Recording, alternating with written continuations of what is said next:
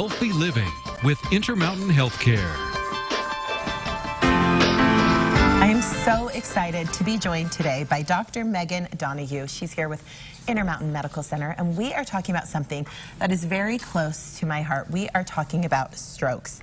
This month is actually Stroke Awareness Month, and I have one of my favorite aunts suffered from a stroke. So I want to know, is this hereditary? Could strokes be hereditary? They can actually be hereditary, yes. So this is terrifying to people out there that you need to know.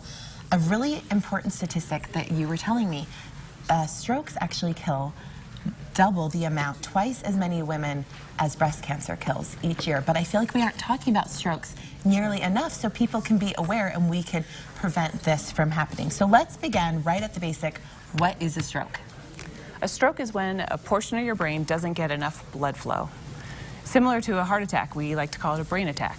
And I think that's so interesting. I've never thought of it as a brain attack, but that really is what's happening. What are some symptoms of a stroke? We have an acronym that we use that we like to tell people about so that they can recognize a stroke in themselves or a loved one called B-FAST. And it stands for B stands for balance, so sudden loss of balance. E stands for eyes, any change in vision. F stands for face, so sudden drooping of your face.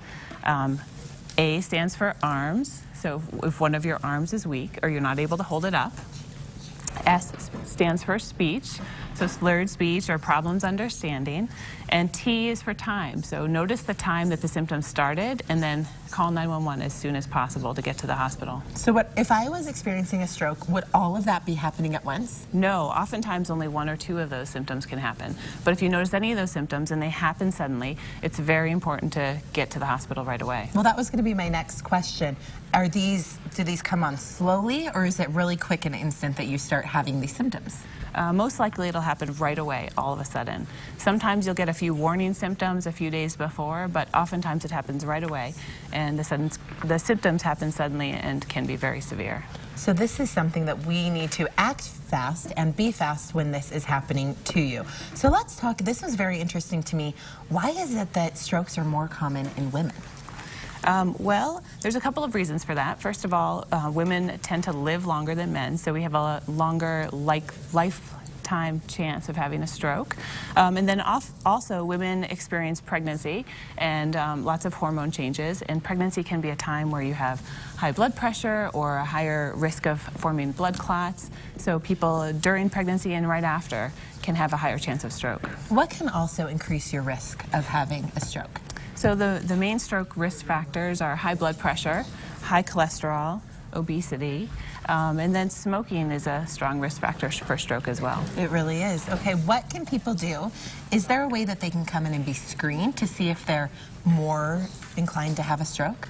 Well, knowing your numbers, so knowing what your blood pressure is, staying on top of your health, exercising every day, eating healthy, and those types of things are really important. So those are ways you can actually get out there and reduce your risk of having a stroke.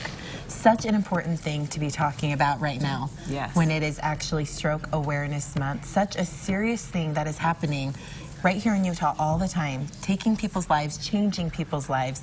If you feel like you may be at risk for this, do everything that Dr. Donohue has said to try to reduce your risk. For more information about this, be sure to visit intermountainhealthcare.org.